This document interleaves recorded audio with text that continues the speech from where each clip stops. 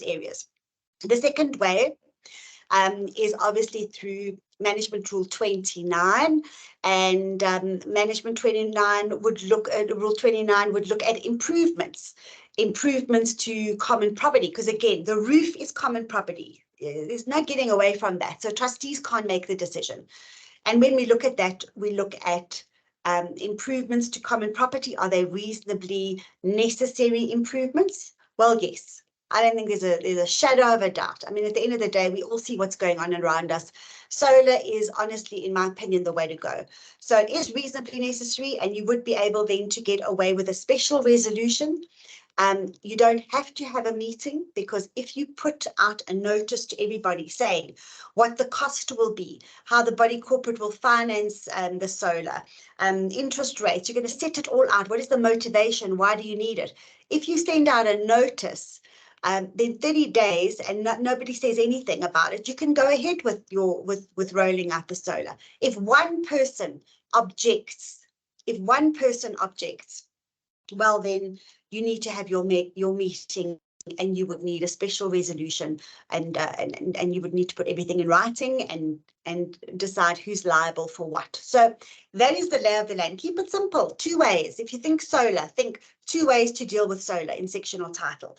So Jade, now I'd like to just bring you in, and I wanted to just ask you, what do you think? Speak us through what you think the advantages and disadvantages of these 2 ways are, because I think people are sometimes nervous about which way to go. Thanks, Marina. Yeah, I think so you chatted about the 2 different ways, the exclusive use area approach, as well as the PMR 29.2 approach with that 30-day notice. So let's maybe focus first on the exclusive use area approach to install solar. So in this case, you'd be creating those exclusive use areas to provide each owner with the opportunity to install their own solar. So I think an advantage would definitely be creating that flexibility to owners to install panels on their units on their own terms. So for example, they'd be able to choose what type of solar system they want, if they want a solar system, the system size for their needs, and looking at their preferred supplier. So I think that would be one advantage for the exclusive use area approach. Then I think a second advantage could be that owners could potentially benefit from that 25% tax rebate that was announced by the Minister of Finance. I believe it was in February this year. And that would obviously be subject to the terms and conditions of that tax incentive, which I understand is to a maximum of 15,000 Rand of the cost of that new and unused solar panel.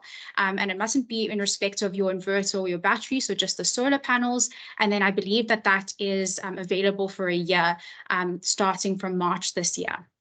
So those are the 2, I think, main advantages, that flexibility and autonomy, and maybe some tax incentives as well. And then now moving to more the disadvantages of this EUA approach, I think the body corporate is leaving quite a bit to each owner to their discretion. So you'd be able to install their own panels, they can choose their own preferred service provider. But I think we would just need to make sure that the owners are using vetted and professional installers, and that you've got really watertight conduct rules in respect of that entire process. So Marina, I would suggest that, you know, owners, or not just owners, but the body's corporate, go to you, for example, to make sure that those conduct rules are perfectly crafted to ensure that the process to be followed is clear. You're mitigating any risks in respect of not using correct service providers, making sure that the installers are vetted and professional. So some things that you might want to include in terms of the aesthetics, maybe you want to make sure that all of the solar panels are blue and not black, for example. I know that aesthetics in bodies corporate, as we know, it's very important. And solar panels can be quite unsightly. So we just need to make sure that we've done that.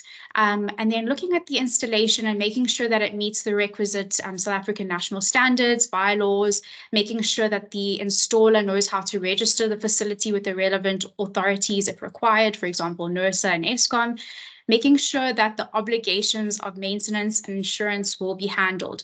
So I think if you want to go this route, fantastic, but just making sure that you do it properly and that the conduct rules are absolutely clear. I would get a professional involved, like I said, like you, Marina, to make sure that you know, those conduct rules are clear.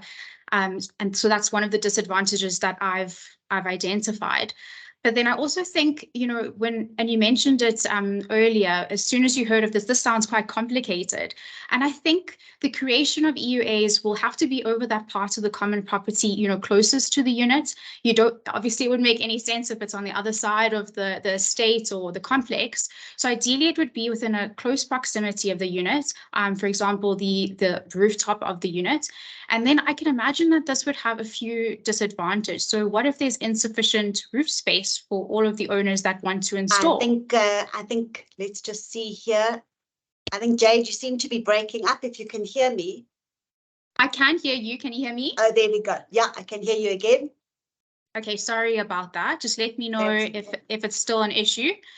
So that's I think fine. Where did I lose you, Marina? I think when the aesthetics there, you were still on the aesthetics of the complex. It wouldn't be a good idea to put it near, it was, you know, on the other side of the complex. Okay, yes. So, you know, you wouldn't want to have it on the other side of the complex. Ideally, it would be close proximity to your unit. So, for example, the rooftop of that unit. But what if there is insufficient roof space for all of the owners that wish to install? And so that was something that I was thinking, you know, that might be an issue. You need to have sufficient space for all the owners that want to install solar panels to be able to install. So I'm thinking, for example, building of flats where they perhaps only have a roof space. Maybe they don't have carport areas, for example, that would be feasible for solar. So this is something that you would need to consider. And then, of course, there might be sufficient roof space. So my unit might have sufficient roof space and your unit might have sufficient roof space. But what if some of the roofs are facing the wrong direction? Or some of the roofs are shaded by buildings or trees. So it might not actually be feasible for everyone to be able to have that exclusive use area in respect of their unit. So that was another disadvantage that I thought about. And then, you know, I think also if every owner is allowed to install and they've got different processes to install and they'll be installing at different times, we just need to be cognizant of ensuring that there's a correct process to be followed in respect of the installation itself to avoid nuisance, and then obviously security challenges, which we're well aware of in community schemes. So yeah, that's like, you know what, it seems like quite a lot of work to be done from the trustees. It's almost like you have to walk around the complex, see who's installing what. I remember a time when complexes wanted to modernize, and they wanted to modernize, you know, through aluminium windows and that kind of thing. And very often it's quite a nice idea just to have a policy in place for the body corporate to say, these are certain service providers that can be used. This is the color, you know. I think like setting it out at the beginning is often better, because you and I both know that when owners are left to their own devices, very often it goes a bit pear-shaped. I mean, I've seen it in a few schemes here in Joburg as well. But yeah, I think the flexibility is also a good thing, as long as they're boundaries. Also, what I want to ask you, Jade, have you seen a lot of carports that they're using to put solar panels on? So not actually roofs of units. Yes, so I think with the EUAs, it generally tends to be the roofs of the units, depending on the set out of the community scheme or the body corporate in this case. But I think for carport structures, a lot of centralized, you know, the PMR 29.2, which we're going to chat about now, and the advantages and disadvantages of that process, a lot of that will be on the carport structures, which I think is quite a nice solution. You don't have all these panels all over the place, all over the roofs. So that can be a nice alternative solution for community schemes to look at. So I have seen that. It is quite common. I know Bright Light does that. So yeah, it's definitely something that is being implemented in community schemes at the moment. Yeah, can I run through the advantages and disadvantages of the PMR 29.2? Okay, great. So I also, yeah, so you also mentioned the second option to sectional titles is to be able to follow the PMR 29.2 approaches, which is that 30-day notice for reasonably necessary improvements to common property. So I think a great advantage or benefit of this, sorry, I think someone just needs to mute. Okay. Sorry, Marina. No problem.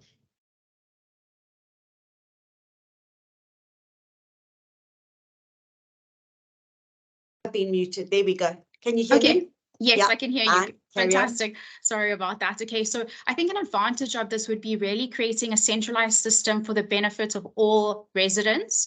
So not just for the owners that can afford their own systems, and I don't think, not just for the owners that have the perfect roof space above their unit.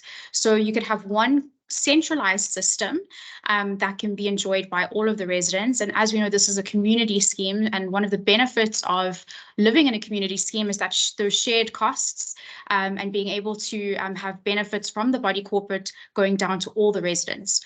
So I believe that shared costs of the facility as well could be a huge benefit for this type of environment, or the PMR 29.2 approach. And then, of course, the body corporate would be maybe the one that would maintain and ensure the facility for the benefit of all the owners, unless the body corporate has a service provider to assist with that. If they go with a fully funded solution, they can use one professional installer that the trustees can vet and make sure, meets all the requisite requirements. And then, reduce that issue of nuisance and security risk, which I mentioned just now. And then I just think the cost-saving advantages for the body corporate as a whole would be able to filter to everyone, and not just those owners that can afford to go with their own solar panels. But then on the other flip side, with the disadvantages, you need to really think about how the body corporate's going to afford a system big enough for the entire scheme. So as you mentioned in that 30-day notice, you need to tell the unit owners how do you intend to meet the costs. So whether that's through raising of a special levy, or is the body corporate going to take out a loan for this funding, and how is that going to be repaid? Or is it going to be a fully funded solution which is offered, which would then be owned by that service provider, and then just the energy charges would be paid in respect of that facility? And then I think a second disadvantage for the PMR 29.2 approach, or the reasonably necessary improvements to common property approach, would be you need to make sure that it might not be feasible to have one centralized system for that body corporate. Just technically, it might not have a bulk meter, for example.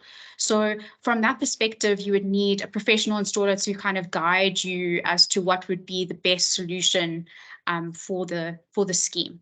So that's how I've laid it out. And those, I don't know if you had anything else that you wanted to add, Marina, if there's something that I maybe missed that you thought of in respect of the advantages and disadvantages of these two approaches. No, I think you've definitely covered them. I think it raises, when all the solar first started, it just reminds me of quite a funny story in Umhlanga. There's a very, very large scheme there. And I had two trustees in my office, and they just said, look, at the end of the day, we had a couple of million in our account, and that's it. We got the guys to come out and put it up, and if people didn't like it, they didn't like it. And then they had one chap in the complex who wanted to go to the High Court to get this whole thing overturned and to get all those solar panels off. And we're still trying to negotiate with them and just to try and be reasonable. So I think there's certain trustees who really don't care about reasonable improvements, and they certainly don't care about exclusive use areas. They just go ahead and do whatever they like, which we know is incorrect. So I've always preferred the reasonable improvements to common property approach. I really do, because maybe I like control, and if I lived in a complex, then I would like the trustees to be more in control of things. But there is a good case to be made at the moment for exclusive use areas as well. Yeah, absolutely. So I mean, you guys deal with solar all the time at Sectional Title Solutions, and I mean the biggest challenges that are faced at the moment, what would you say that they are with solar? So I think because this industry has absolutely exploded, Marina, I mean, everyone's looking for solar. I think with the load shedding, it's just been crazy at the moment, and up and down. I think that, every person kind of knows someone in the solar industry at the moment, and people are taking advantage of that huge demand for solar at the moment. So what we've seen is a lot of what we call bucky brigades. So it's those fly-by-night guys that you get that kind of just go to Leroy Merlin or, one of these maintenance shops, and they kind of, or they'll get the workers that are standing there asking for work. They get those guys to come on, get some cheap, no name brand solar equipment, and then they go and install at people's houses. And I think we just need to be very wary of that. And like I mentioned before, having vetted and professional installers that are using high quality materials is incredibly important. You want to have professional engineers on the team. I recall recently on one of the solar groups, someone posted a photo of a roof that had collapsed. And that's kind of something that you need to be aware of, and making sure that you have professional installers to make sure that the roof structure is sound, that what they're doing on the roof is correct if you are doing a roof installation.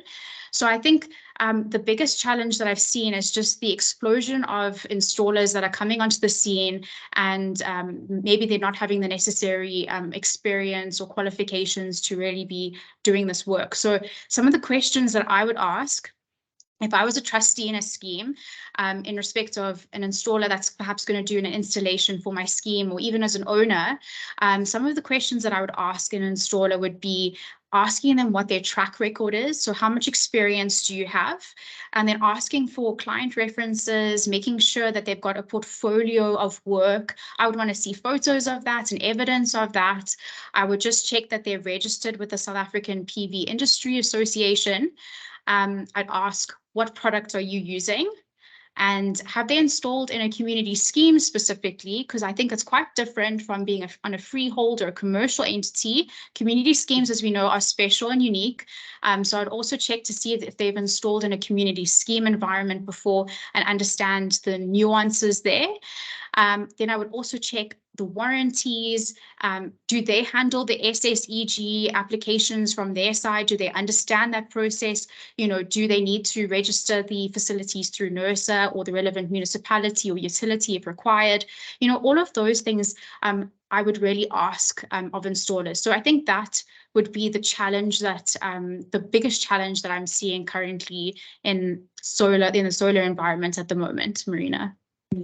And I think also, you know, liability of owners. So I'm an owner and I desperately want solar installed, but I have to understand that at the end of the day, I'm placing the body corporate at risk almost by placing these solar panels on the roof. So if we look at the creation of exclusive use areas, I know that usually when we create exclusive use areas, like say a garden or a carport or whatever it is, then that owner who has exclusive use of that area takes liability on for that area. I mean, we've got the Solidatus case, which is quite clear about that. So with these solar panels, I mean, let's take the example on an EUA area, for example, if a panel cracks, the owner, would you agree with me, would be liable for that?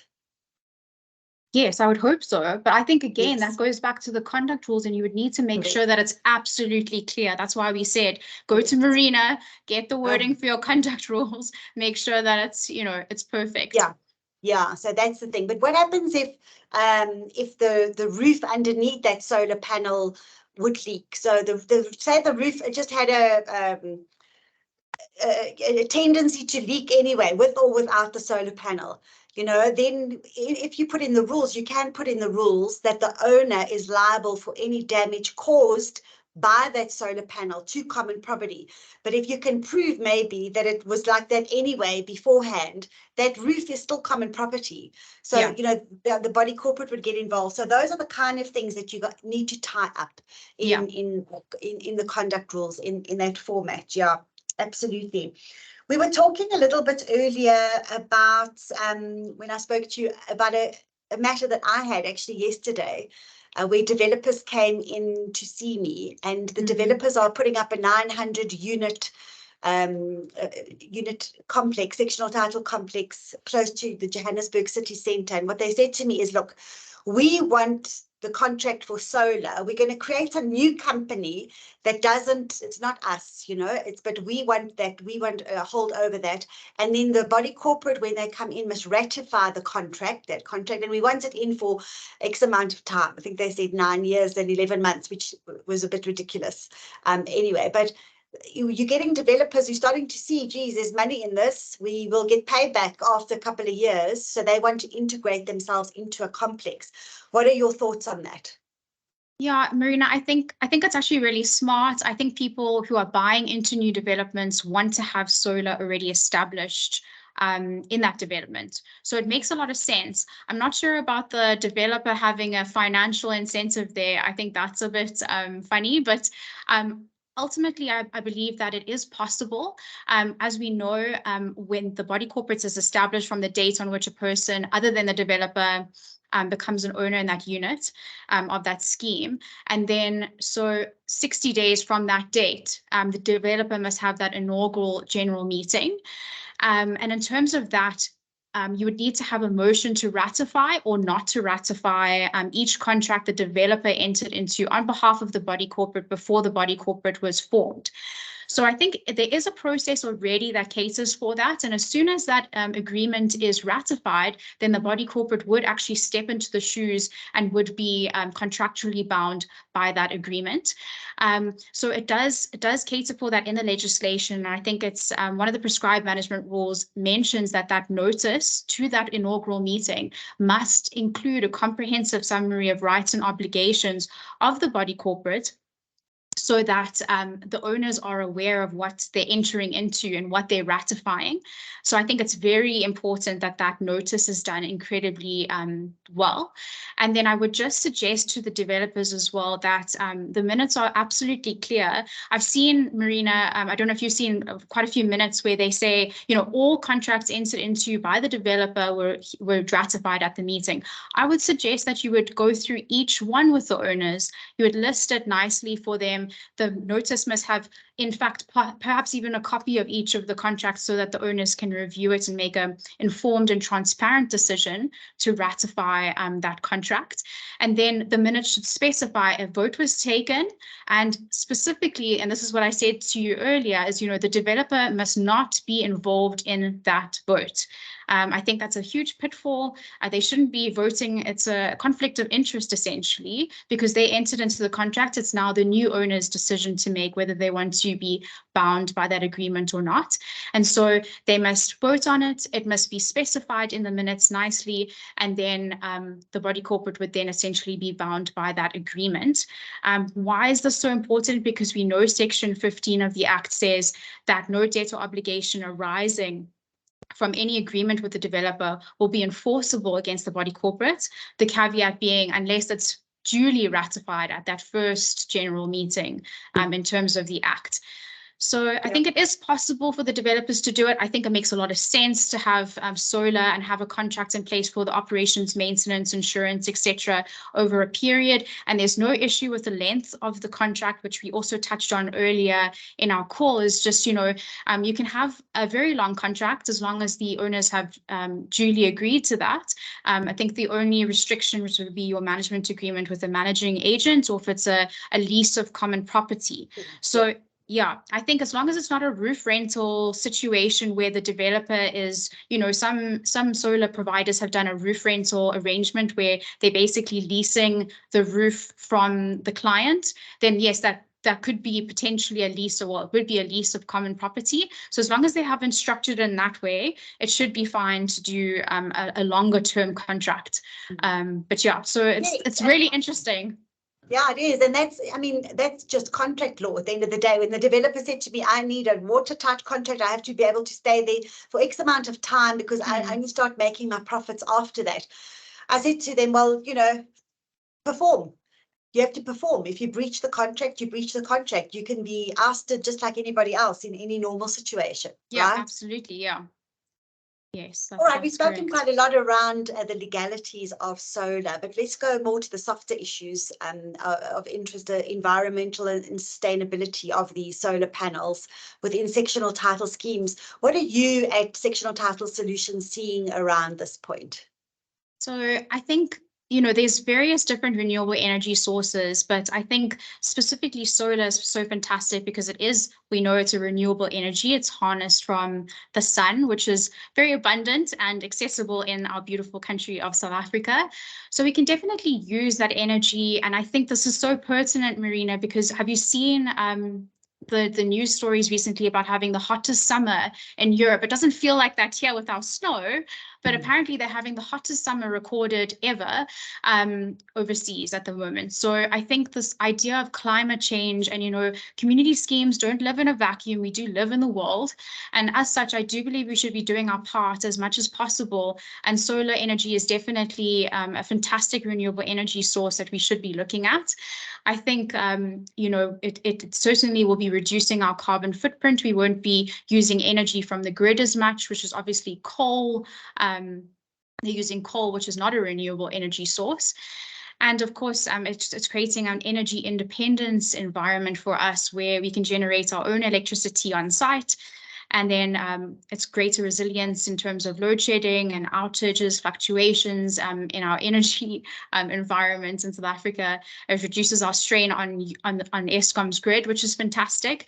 There's also, of course, the sustainability aspect of, you know, is solar going to last? I think if you have the correct installer, you've got good quality materials, then you should be pretty good for up to 25 years, maybe even more with the right products, as far as I understand from the technical side. And then, you know, for example, as long as you're doing your solid operations and maintenance, and perhaps even including battery storage with that, I think it's a fantastic option in terms of the environmental aspect and sustainability. Sorry, Jade, losing you there again slightly. Can you hear me? I can hear you.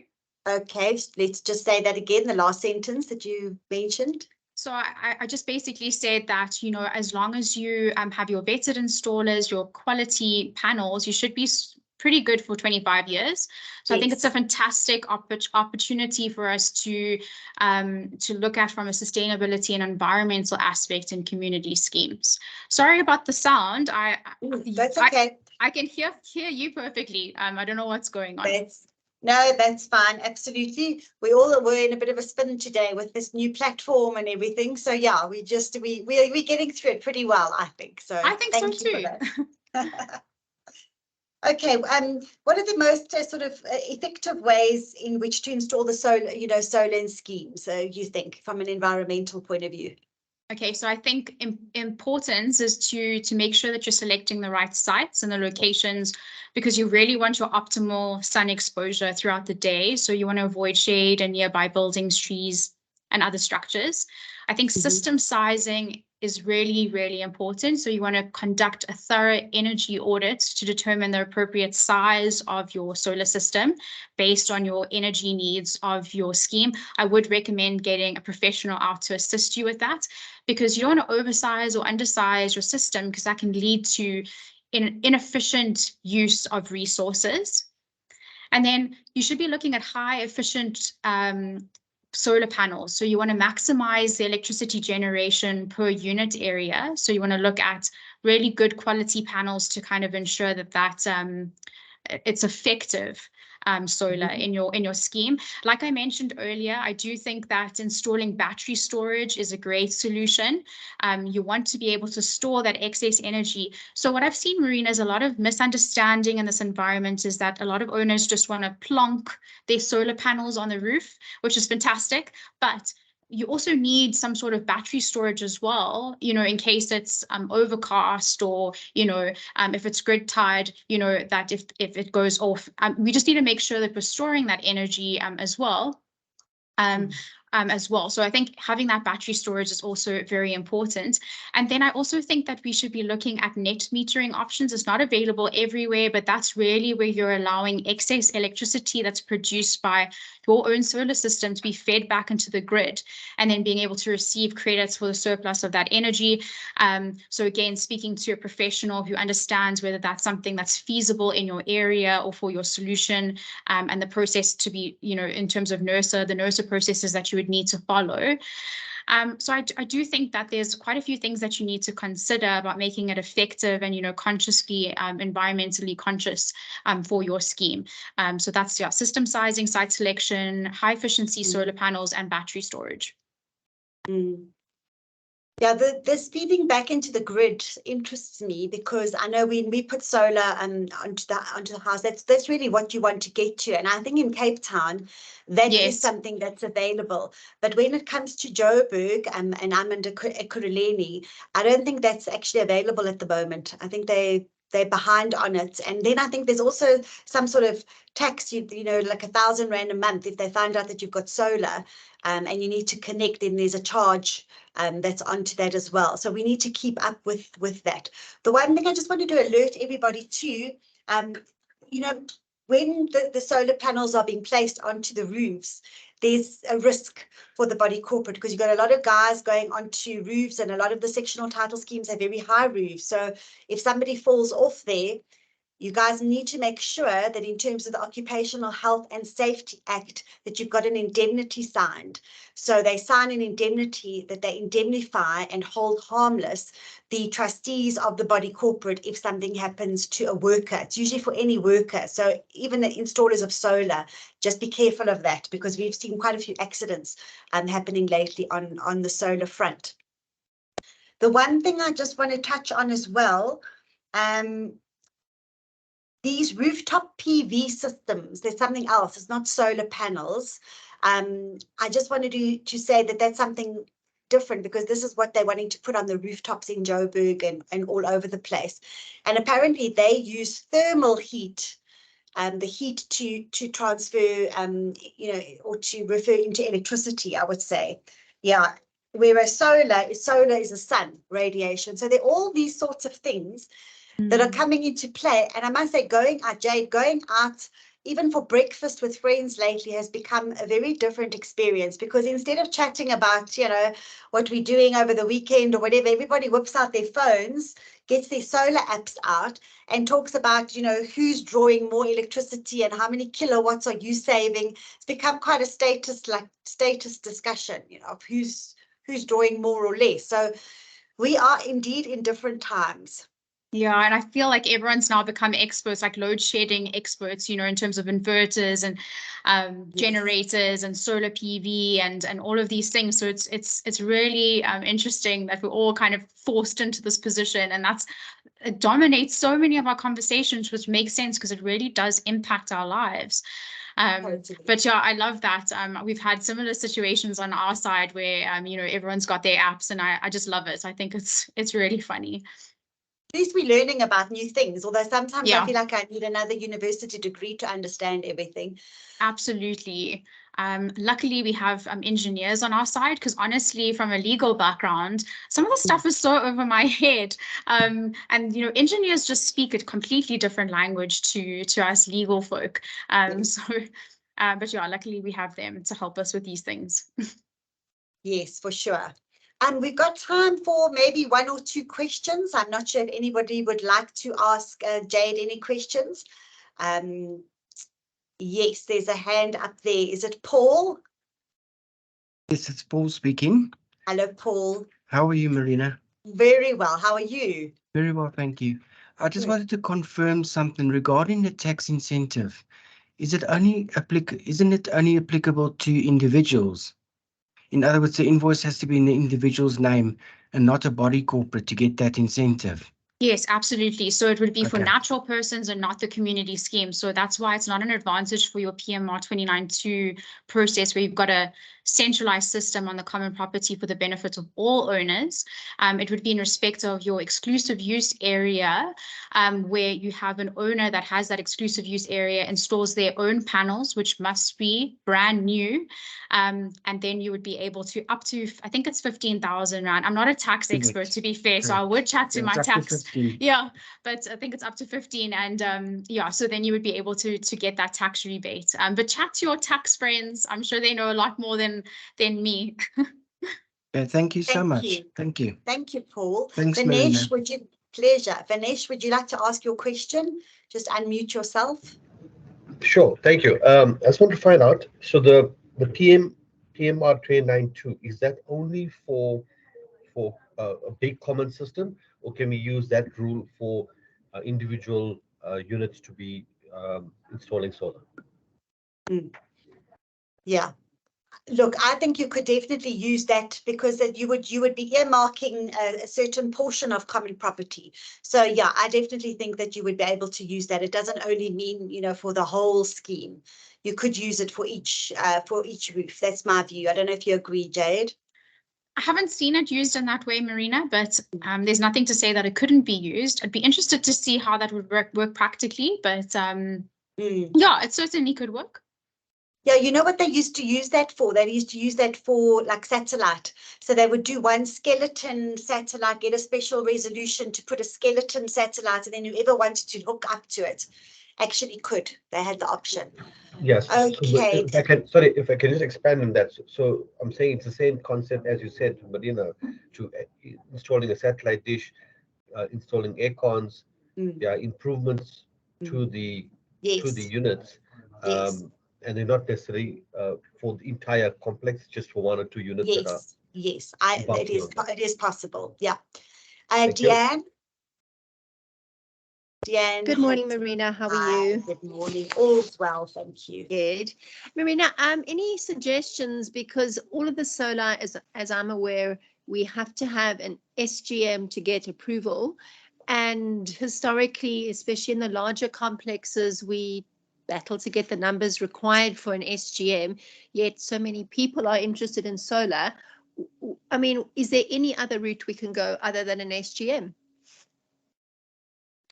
Well, I think with the reasonable improvements to common property, if that's the route you go, hopefully then you can just send out your notice and nobody objects. But of course, if somebody does object, then you would have to go the meeting route. It's, you know, such a big decision to make, and it involves such expense that I suppose you would need to do the SGM, and then if people don't arrive, then you don't get a quorum, then you use your week postponement, and if you don't get a quorum, yeah, I think Jade, any comment on that? No, I think you're right, Marina. Yeah, the 30-day notice. If there's no objection raised, then you can proceed without that special resolution. Yeah. Sorry, Deanne, no shortcuts there. Sandy. No, that's fine. Yeah, thank you. Thank you. Sandy, can you unmute yourself? Sandra Lodder.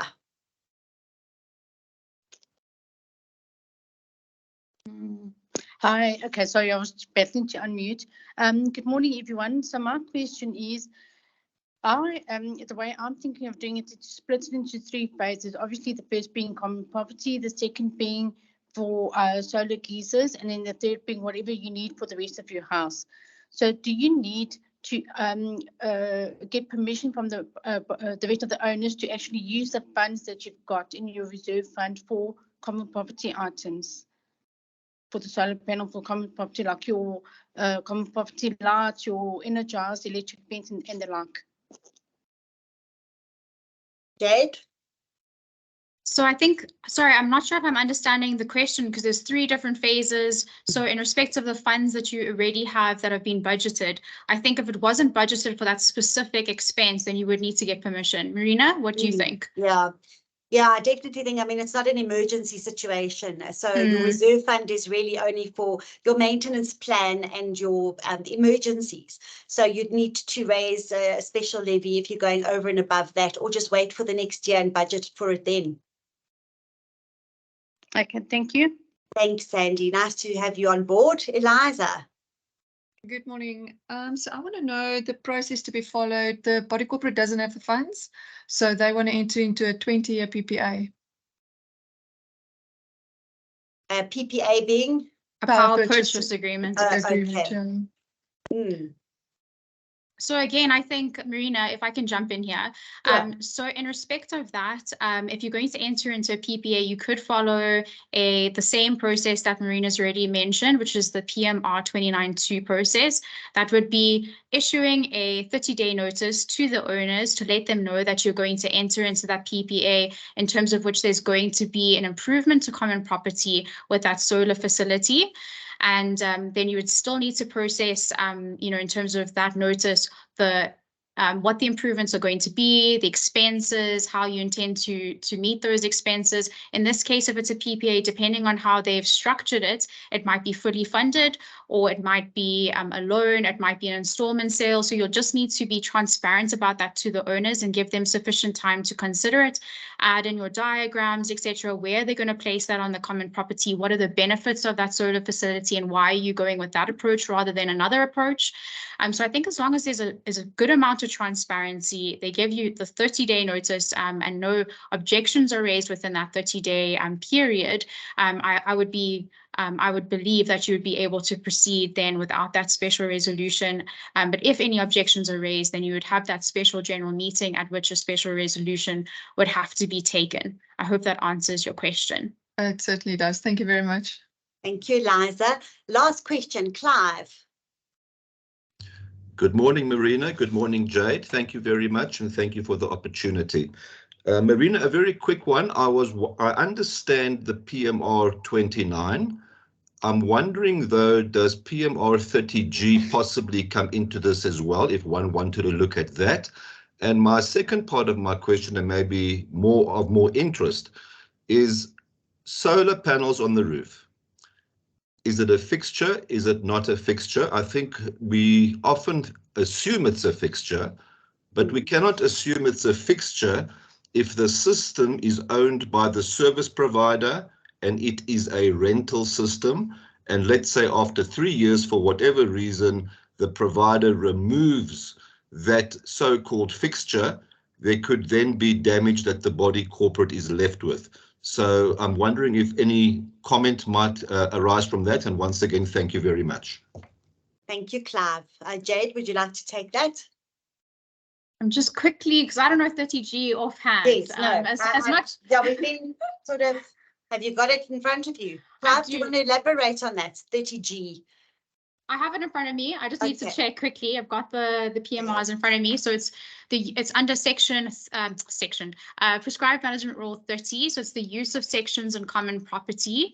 And what it specifically says is that, let's just quickly go to it. The body corporate must take all reasonable steps to ensure that a member or any other occupier of a section or exclusive use area does not, and then if we go to G, it says construct or place any structure or building improvement on an exclusive use area, which in practice constitutes a section or an extension of the boundaries or floor area of a section without complying with the requirements of the Act and the Sectional Titles Act, provided that the body corporate may by ordinary resolution give consent for such a structure or building improvement if they are satisfied that it does not require compliance with such requirements, prescribe any reasonable condition in regard to the use or appearance of the structure or building improvements, and withdraw any consent if the member or other occupier of a section breaches any such condition. So that's what prescribed management rule 30G prescribes. And I believe that the question was, is this applicable for solar? Well, it is constructing and placing a structure or building improvements on an exclusive use area if that's the approach that's been taken. And then you would have had to go through the requisite process that, Marina, you've already mentioned to establish that exclusive use area. But does it constitute an extension of a section or extension of the boundaries of the floor area of the section? I'm not sure if that's applicable. I don't think so. I think that's such an interesting question, Clive, because that 30G actually eludes people. Most people don't even know about it. And I know that when Tertius Marais was talking about that provision, he was really talking about balconies. Balconies, he said that was the rationale behind it. So yeah, I think you probably, it would make it much easier because then you only need an ordinary resolution to actually pass it. But it might have some issues. You've given me something to think about, honestly speaking. We'll have a look into that. Thank you. Thank you very much. Thank you. Thanks so much for that. Right, so that brings us to the end of our webinar. Thank you so much. I've also got a colleague of mine, Yvonne Attia, who's written a great article on solar, which will be uploaded to this platform. Also, very exciting, on the 24th of August, we're talking to a global climate change expert, Lorraine Jenks. I met her recently at a residential investment and development conference. Amazing. She's going to tell us why she thinks also recycling plastic is a complete waste of time, and how we can green the inside of our units as well as our sectional title complexes and body corporates, to just make sure that we do reduce our carbon footprint. So that's going to be a really, really interesting webinar. Thank you so much. And thank you, Jade. You've been so insightful. Wonderful to have you, always knowledgeable, and I really appreciate that. Thank you very much. Thanks, Marina. It's been an absolute pleasure. Thank you so much for your time and for allowing me to participate. I really appreciate it. Good, good. Take care, everybody, until we see you again in August. Thank you. Bye now. Bye. Thank you. Thank you.